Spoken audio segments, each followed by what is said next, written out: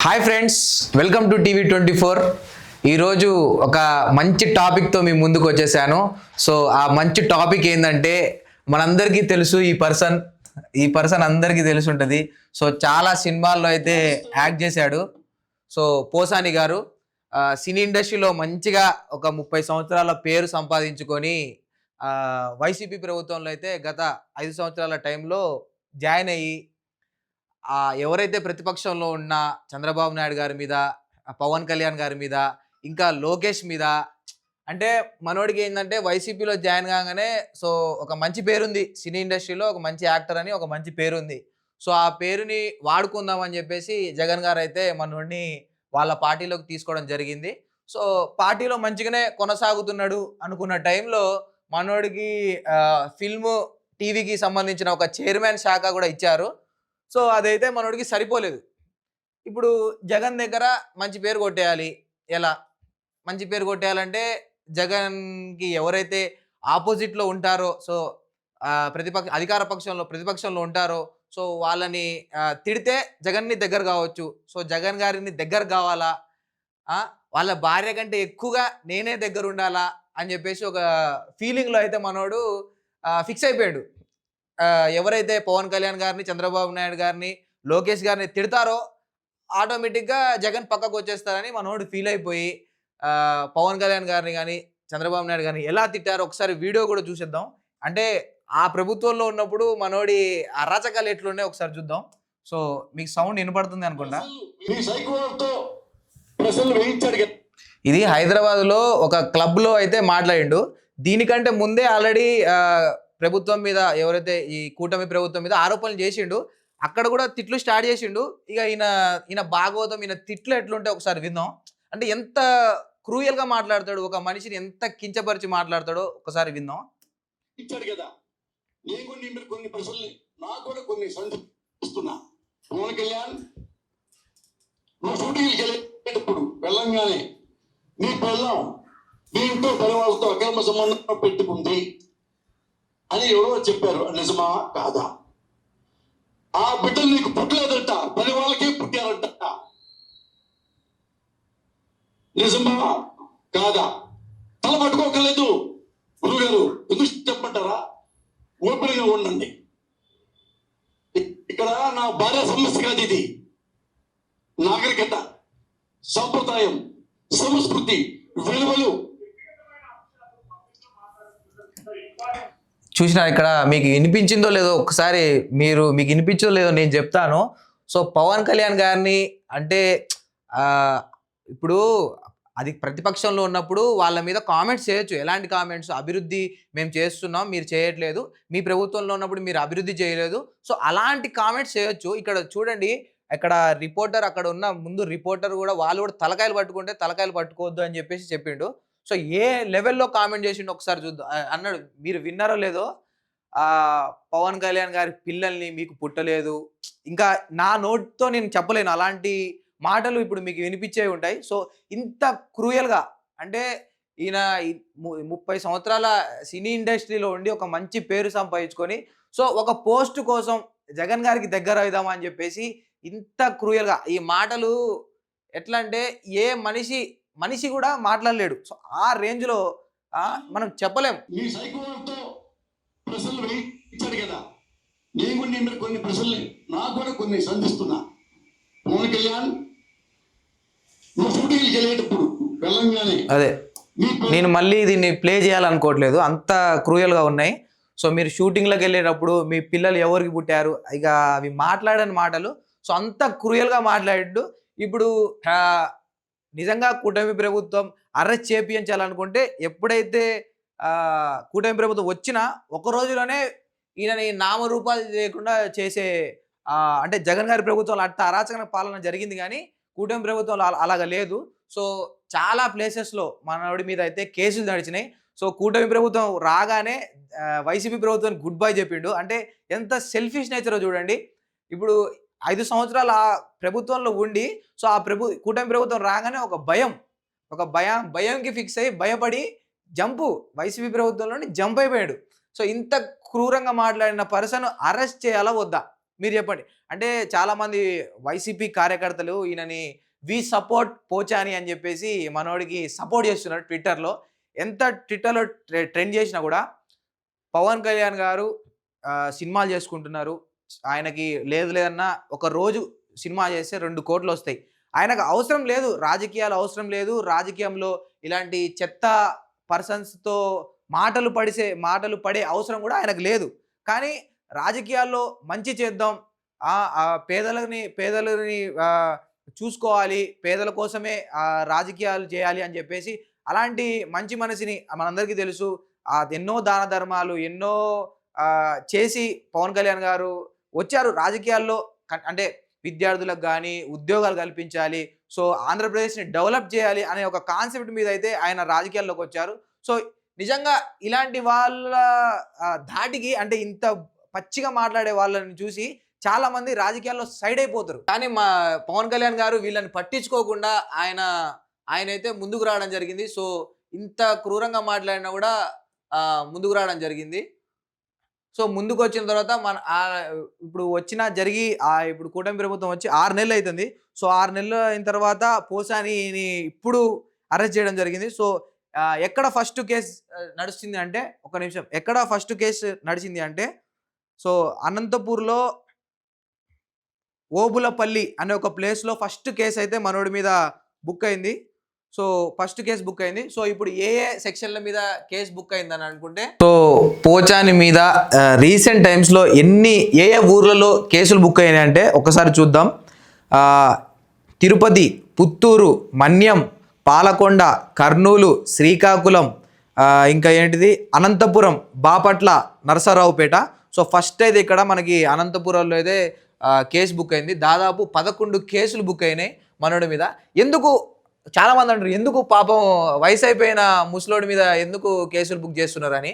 ఒకసారి అలాంటి వాళ్ళకి ఈ వీడియో చూపిస్తా. ఈ వీడియో ఒకసారి చూడండి. మీకు సౌండ్ వినిపిపోతే మళ్ళీ చెప్తాను నేను దీనికి.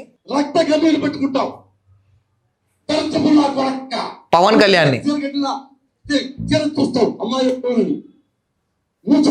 పవన్ కళ్యాణ్ లాంటి దొంగలంతా కొడుకు అసలే భూలోకంలో సోమార్తు పవన్ కళ్యాణ్ సిక్కులేని నా కొడక. ఆ పార్టీ నాదనే లాగేసుకోవడానికి అమ్మాయిని పంపించాడు. పార్టీ లాగేసుకున్నారు. రామారావు చంపేశారు. తెలీదా నువ్వు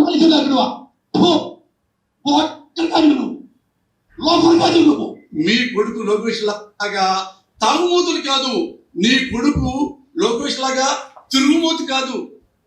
నీ కొడుకు లోకేష్ ఆంబూతు కాదు, బేవర్స్ కాదు, లోఫర్ కాదు. అది పవన్ కళ్యాణ్ గారు అమ్మాయిల బ్రోకర్ అని లోకేష్ గురించి, చంద్రబాబు నాయుడు గురించి వెధవా ఇక అంత భాష మనందరికీ తెలుసు కదా. భాష ఆ భాష యూజ్ చేసాడు. ఇక్కడ నిన్న గచ్చిబౌలికి వచ్చారు పోలీసులు అనంతపురం నుండి మనోడి కోసం. సో వచ్చి ఒక హోటల్లో అయితే మనోడు వాళ్ళ డైరెక్ట్ ఇంటికి వెళ్ళిపోయి బయటికి రా అంటే నాకు ఆపరేషన్ అయింది, నేను బయటికి రాలేను, నేను అన్నం తినొత్తా, నేను పప్పు కూర తినొత్తా అని చెప్పేసి ఇక మనోడు కథలు పడతాడు. ఈడ ఆల్రెడీ ఏ రోజైతే నువ్వు ఇట్లా మాట్లాడినావో ఆ రోజే నువ్వు అనుకోవాలి నీ జీవితం ఆడితో అయిపోయిందని. ఇప్పుడు అధికారం అనేది ఎక్కువ రోజులు ఉండదు. ఎవరికైనా అధికారం అనేది ఎక్కువ రోజులు ఉండదు. సో ఊరు మంచిగా ఉంటే నోరు మంచిగా ఉంటుందంట. అట్లా మనోడు నోరే మంచిది కాదు. మరి సినిమాల్లో ఎన్ని రోజులు ఎట్లా దేవుడు ఇచ్చిన యాక్టింగ్తో ఎట్లా సర్వైవ్ అయ్యిండో కానీ వచ్చిన 5 సంవత్సరాలకే ఇంత బ్యాడ్ అయిపోయిందంటే అంత బ్యాడ్ అయిపోయాడు. అంటే ఒక పోస్ట్ కోసం జగన్ గారికి దగ్గర అవ్వాలని చెప్పేసి ఆ కాన్సెప్ట్ మీద మనోడు చూడండి అంతా ముందు దాదాపు 100 మీడియా ఛానల్ ఉన్నాయి. మీడియా ఛానల్ ముందు ఒక పరుగల వ్యక్తిని ఎంత గలీజ్గా మాట్లాడిండో మీరు విన్నారు కదా. సో అది మనోడిని అయితే గచ్చిబౌలి నుంచి అరెస్ట్ చేయడం జరిగింది. మొత్తం ప్రాసెస్ రానన్నాడు. సో మనోడిని తీసుకుపోవడం అయింది. ఇక పోలీసులు ఒక్కసారి ఒక ఎస్ఐ 5 కానిస్టేబుల్ అయితే వచ్చారు. సో మనోడిని గుంజుకొని పోవడం జరిగింది. ఇది వాళ్ళ వైఫ్ జగన్ గారితో మాట్లాడుతుంది.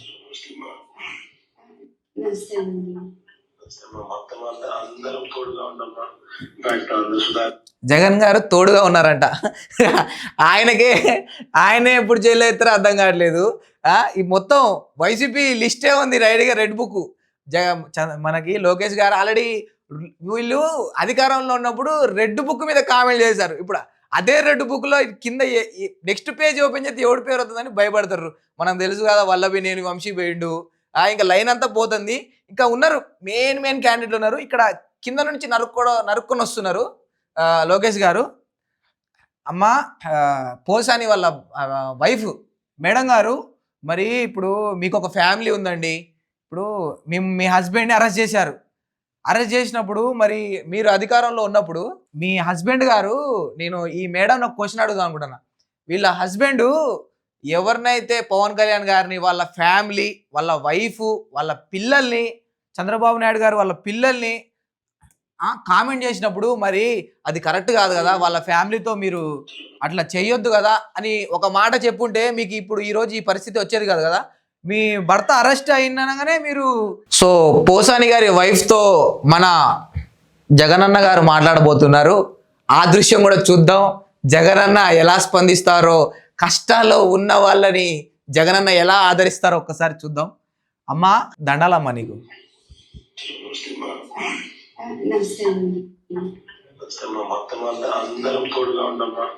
Okay super. అందరికీ కూడా చెప్పిన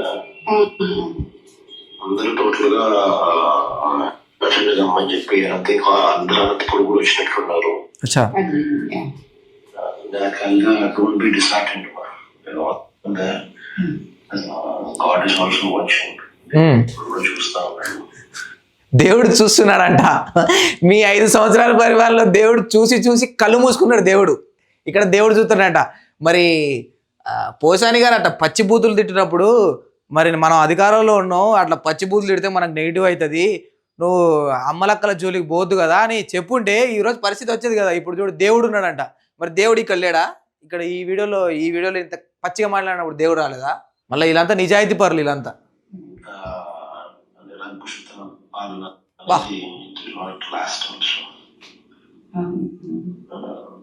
నవ్వుతుంది మేడం.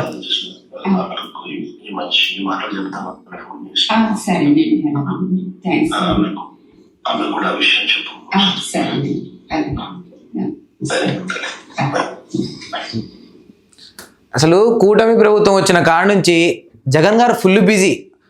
ఒకరోజు ఆ జైలుకు పోవడం, ఒకరోజు ఈ జైలుకు పోవడం, వీళ్ళని పరామర్శించడం, వాళ్ళని పరామర్శించడం. అంటే రోజు ఈయన ఇప్పుడు అనంతపురం కూడా జగన్ గారు వెళ్తా అంటున్నారు. ఈ వీడియోలో ఆడియోలో కూడా వినపడ్డది, జగన్ వెళ్తా అంటున్నాడు.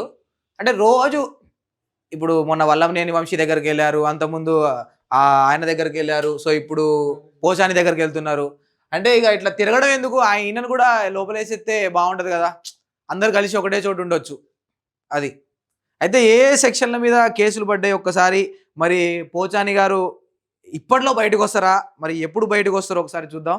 సో టీడీపీ నేతలు అయితే మనం అందరినీ అసభ్యంగా దూషించినందుకు కేసులు పెట్టారు. సో సెక్షన్ 196, ఇంకొకటి 353(2), ఇంకొకటి 111, 111 రెడ్ విత్ 3(5) కింద కేసులు అయితే నమోదయ్యాయి. మనోడిని ఆల్రెడీ అనంతపూర్ అయితే తీసుకెళ్లారు పోలీసులు, రాయచోటి పోలీసులు. అది ఈయన వెళ్ళడం కూడా అక్కడ మన హైదరాబాద్కి వచ్చిన తర్వాత సో నానా హంగామా అయితే చేసిండు. నన్ను ఎందుకు అరెస్ట్ చేస్తారు, సో నోటీసులు ఇస్తుంటే నోటీసులు కూడా మనోడు తీసుకోవట్లేదు, నాకు ఇవ్వకండి, నేను రాత్రిపూట రాను అని. ఎందుకు అంటే మనందరికీ తెలుసు కదా, అంటే మహాశివరాత్రి శివుడితో ఒక సామెత ఉంటుంది, శివుడి ఆజ్ఞ లేనిదే చీమైన కుట్టదని. సో మనోడిని శివుడు ఆజ్ఞాపించాడు, ఇంకా జాలే నువ్వు బయట బాగానే బతుకుతున్నావు, నువ్వు జైల్లోనే కరెక్ట్ నీకు అని. నాకు తెలిసి చాలా నాన్ బెయిలబుల్ కేసులు అయితే పడ్డాయి. దాదాపు ఒక కూటమి ఒక 3-4 సంవత్సరాలు అయితే ఖచ్చితంగా జైల్లో ఉంటాడని ఫిక్స్ అవ్వాలి. సో నెక్స్ట్ ఎవరు ఉంటారని మీరు అనుకుంటున్నారో కామెంట్ చేయండి. సో నెక్స్ట్ వైసీపీ నేతల రెడ్ బుక్లో లిస్ట్లో ఎవరుంటారో కామెంట్ చేయండి.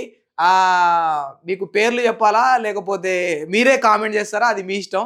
సో నాకైతే కొడాలి నాని గట్టిగా కొట్టేస్తున్నాడు, ఎందుకంటే అసలు ఈయనకంటే ముందు కొడాలి నాని ఉండాలి, కానీ మరి కొడాలి నానికి మంచిగా దొరకట్లేదు, మంచోడు మనోడు దొరకట్లేదు.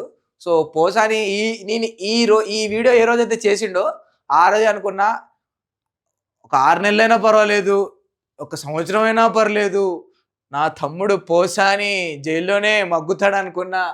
సో ఆరోగ్యం బాగాలేదని మంచి డ్రామాలు వేస్తున్నాడు కానీ సెట్ అవ్వదు. ఆల్రెడీ ఫిక్స్ అయిపోయింది నీకు నాన్ బెయిలబుల్ కేసు.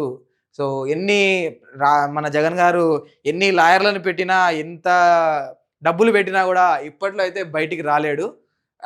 మంచి డ్రామాలు వేసింది. మనకి హెల్త్ బాగాలేదు, నాకు ఆపరేషన్ అయింది సార్, నన్ను ఎట్లా తీసుకుపోతారు సార్ రాత్రిపూట అది అంత చేసిన కానీ స్కిట్ పేలలే, యాక్టింగ్ పేలలే. అది ఇక నెక్స్ట్ ఏం జరుగుతుంది, మన జగన్ గారు అయితే వైఫ్తో మాట్లాడిండు. ఇప్పుడు మొత్తం ఒక దండుపాలెం ఉంటుంది, దండుపాలెం బ్యాచ్ ఉంటుంది వెనక.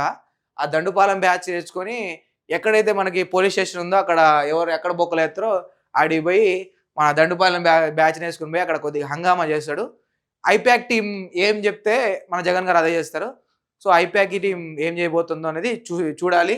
సో అన్నమయ్య జిల్లా ఓబులపల్లికి అయితే మనోడిని తీసుకొచ్చారు పొద్దున టైంలో. ఒకసారి విజువల్ చూద్దాం. లోపల తీసుకుపోతున్నారు పోలీసు వాళ్ళు. అగో అమ్మో, దండం పెడతాను. ఎవరు చూస్తారా నీ దండం? నీ దండం తగలేయా. ఫేస్లో ఒక చిన్న హ్యాపీనెస్ ఉంది జగన్ గారు బయటికి తీసుకొస్తారని, కానీ అది అయ్యే పని కాదు. లోపలికి వెళ్ళిన తర్వాత అర్థమవుతుంది. లోపలికి వెళ్ళిపోయాడు. ఓబులపల్లి పోలీస్ స్టేషన్ లోపలికి అయితే వెళ్ళిపోయాడు. సో ఎవరైనా చూస్తుండండి TV24, మనకి లైవ్ అప్డేట్ అయితే వస్తుంది. లేటెస్ట్గా ఇంకా ఏమైనా కంటెంట్ జరిగినా, పోసాని మ్యాటర్లో ఏం కంటెంట్ జరిగినా ఒకసారి మా ఛానల్ ఓపెన్ చేసి లైవ్లో ఉంచుకోండి. సబ్స్క్రైబ్ కొట్టి గంట సింబల్ని కొట్టి ఉంచితే మీకు లైవ్లో ఆంధ్రప్రదేశ్లో ఏం జరుగుతుంది, తెలంగాణలో ఏం జరుగుతుంది, మొత్తం వరల్డ్ వైడ్గా న్యూస్ ఏం జరుగుతుంది అనేది కళ్ళకు కట్టినట్టు చూపించబోతున్నాం. Thank you.